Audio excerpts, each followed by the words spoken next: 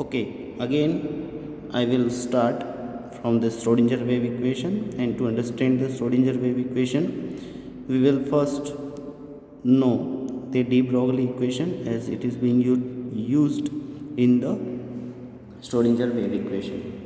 For this de Broglie equation we will consider two equations. First one is Einstein equation, that is equal to mc square, and second one is Planck's equation, that is equal to h nu.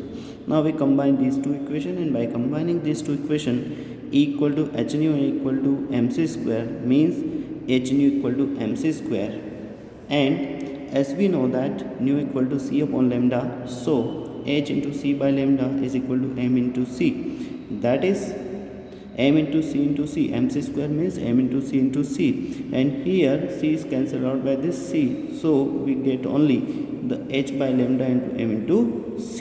Now we know from the definition of momentum, that is mass into velocity equal to momentum. द्रव्यमान और वेग क्या होता है? संवेग होता है. संवेग मतलब अपन ने लिख दिया उसे p. So we get the value of lambda equal to h on p, and this is all about the de Broglie equation. Now the next one is your Schrodinger wave equation. Schrodinger wave equation is nothing but in a orbital, as you know about the definition of orbital. Orbital is three-dimensional space around the nucleus. Suppose this is the nucleus and this is three-dimensional space. Three-dimensional space around the nucleus where the probability of finding of electron is maximum. This is known as the orbital.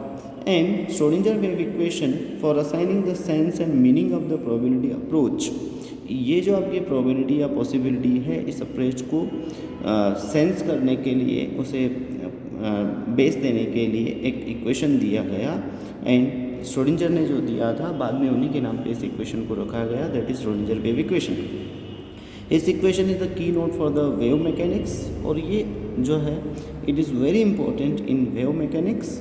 तरंग यांत्रिकी में बहुत काम आती है, and based on the idea of the equation of standing wave around the nucleus, कि ये जो न्यूक्लियस है इसमें इस तरह से करके एक वेव आती है, और ये जो वेव आ रही है इस वेव के बेस पे ही अपन देखते हैं. The equation for the standing wave comparable with that of a string S. एक स्ट्रिंग है, उसे अपन ने क्या कर दिया है, स्ट्रेच किया है. Then lambda equal to h upon m v, ये अपन ने देखा था कहाँ से, डी ब्रोगली इक्वेशन से. एंड फॉर दिस अगर मैं इसमें साई लूँ तो साई की वैल्यू आप याद कर लीजिएगा कि psi equal to a sine 2 pi x upon lambda. Now we will double differentiate with respect to x. X के रेस्पेक्ट में अपने को क्या करना है, डबल डिफ्रेंशिएट करना है. तो जैसे ही अपन डबल डिफ्रेंशिएट करते हैं, D by D x lambda करते हैं, तो एक बार हो जाएगा, एक जो कांस्टेंट है वैल्यू बाहर आ जाएगी, ए 2 पाई अपॉन लेमडा, और ये जो पूरा पार्ट है बाहर हो जाएगा, साइन एक्स का होता है cos x 2 pi x upon lambda. This is equation number 3. Now double differentiation, एक बार किया अपने डी बाई डी एक्स, एक और बार किया अपने डी बाई डी एक्स, तो ये हो गया d square upon d x square. तो ये ऐसे अपन डेल भी बोल सकते हैं, del square psi upon del x square is equal to a 2 pi lambda. यहाँ जाएगा वापस से 2 पाई अपॉन लेमडा बाहर, minus 2 pi upon lambda minus sine x 2 pi x upon lambda. Now will see, as you know that a sine 2 pi x upon lambda is Sai. क्या होता है, साई. तो अपन ने मल्टीपल कर दिया इन दो इक्वेशन का, जिसे अपन ने 2 2 4 पाई स्क्वायर और लेमडा क्या हो गया, स्क्वायर. तो now this is del square psi upon del x square minus 4 pi square upon lambda square, और इस पूरी की जगह अपन ने क्या रख दिया, psi. Then this equation becomes like this. जैसे अपन ने पुट किया तो इक्वेशन बन गई आपकी del square psi upon del x square is equal to minus 4 pi square lambda square. अब क्या हो गया उसके साथ में साई, एंड ये माइनस साइन इसको अपन एक साथ इधर लाएंगे तो क्या हो जाएगा, ये प्लस में. तो now this equation becomes del square psi upon del x square plus 4 pi square upon lambda square psi is equal to 0, and this is one dimension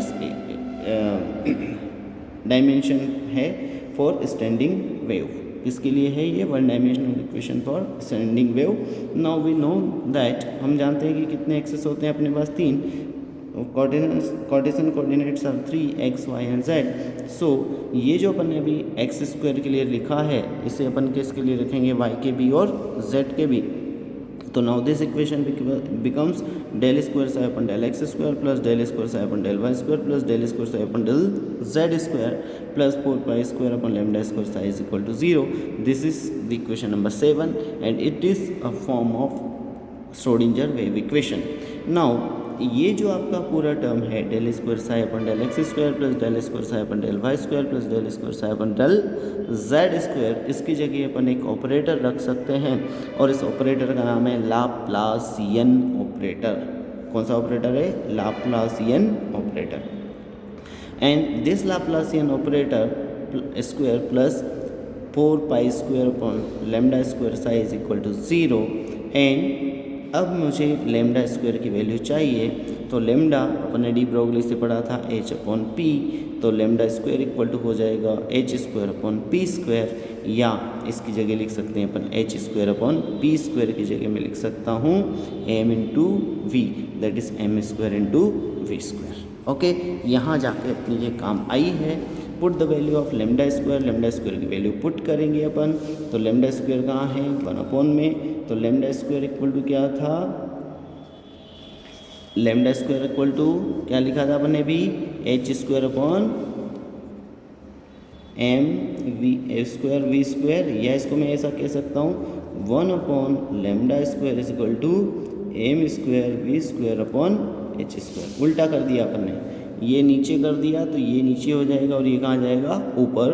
तो ये हो गया 1 upon lambda square equal to m square v square upon h square. अब ये जो value है उसको अपन 1 upon में एस डीज रखा, तो एच स्क्वायर कहाँ गया? नीचे. एम वी स्क्वायर कहाँ गया? ऊपर. साई इक्वल टू क्या हो गया? 0. नाउ ये बात यहीं ख़त्म नहीं होती और आगे बढ़ती है. क्या कहा अपन ने? टोटल एनर्जी में 2 टाइप की एनर्जी आती है, kinetic energy and potential energy. जो कुल ऊर्जा है वो गतिज ऊर्जा और स्थितिज ऊर्जा का सम होती है. तो गतिज ऊर्जा अपन जानते हैं kinetic energy equal to 1/2 mv square, और पोटेंशियल एनर्जी को कैसे लिखा अपन ने? v से. तो e माइनस वी, इस v को कहाँ लेगा? इधर. तो ये हो गया e minus v equal to 1/2 mv square. 2 को भी m को नीचे लाए, 2 को कहाँ लेगा? ऊपर. तो ये हो गया 2 e minus v upon equal to क्या हो गया? v square. Now put the value of v square in equation number 9. ये इक्वेशन 9 थी, इसमें अपने पास v स्क्वायर था, ये अपन ने v स्क्वायर की वैल्यू निकाल ली. निकालने के बाद यहाँ पुट किया. पुट करने पे क्या होगा? Laplacian operator delta square psi plus 4 pi square upon h square m square. यहाँ एक चीज़ हो गई है, यहाँ भी क्या आएगा? साई. ओके, सो ये हो जाएगा Laplacian operator square psi plus 4 pi square h square. अब यहाँ जो आपका एम स्क्वायर था वो एज इट इज रहेगा. वी स्क्वायर की जगह अपन वैल्यू रखेंगे 2e minus v upon m. 2e minus v upon m. M से एक एम कैंसिल हो जाएगा, जो बचा उसको लिख देंगे. Laplacian operator square psi plus 4 pi square m upon h square E minus we psi equal to 0. और लाप्लासियन की जगह पर वापस वही रख सकते हैं. Del square psi upon del x square plus del square psi upon del y square plus del square psi upon del z square 8 pi square m upon h square E minus we psi is equal to 0. Psi क्या है यहाँ पे? Amplitude of the wave. X y z क्या है? Cartesian coordinates. V जो potential energy है उसको अगर अपन आगे चाहें तो ये भी लिख सकते हैं minus z e square upon r. Z यहाँ पर चार्ज है, जेड ई चार्ज है, और जेड क्या है? Atomic number. अगर वैल्यू पुट करेंगे तो आपकी इक्वेशन यहाँ तक बन जाएगी. ये हो गया आपका Laplacian operator 4 pi square m upon h square. ये जो था उसकी जगह वैल्यू ले जाएगी E plus z e square upon. और this is all about the Schrodinger wave equation. Now application, इसकी एप्लीकेशन क्या है? To explain the behaviour of micro particle like electron, proton, atom etcetera. एक इलेक्ट्रॉन प्रोटॉन एटम इनके behaviour को explain करने के लिए आपको किसकी आवश्यकता पड़ी?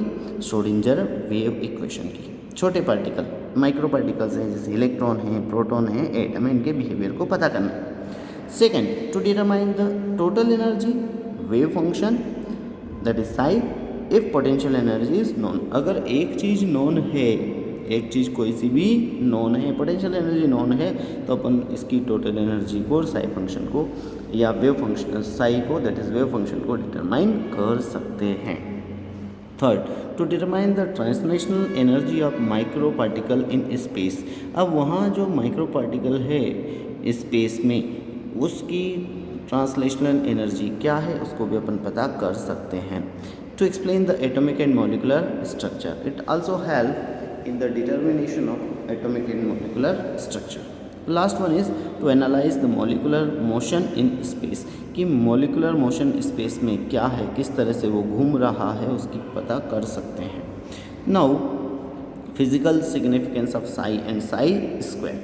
psi square जो है वो है probability फैक्टर या probability of finding of electron, और साई क्या है? There is no physical significance of psi. Psi अकेले का कोई मतलब नहीं है, कोई भौतिक महत्व नहीं है, मतलब यहाँ पर केवल फिजिकल सिग्निफिकेंस नहीं है, साई स्क्वायर का फिजिकल सिग्निफिकेंस है। And Sai is the probability of finding of electron that is atomic orbital. That's all about Schrodinger wave equation. Thank you.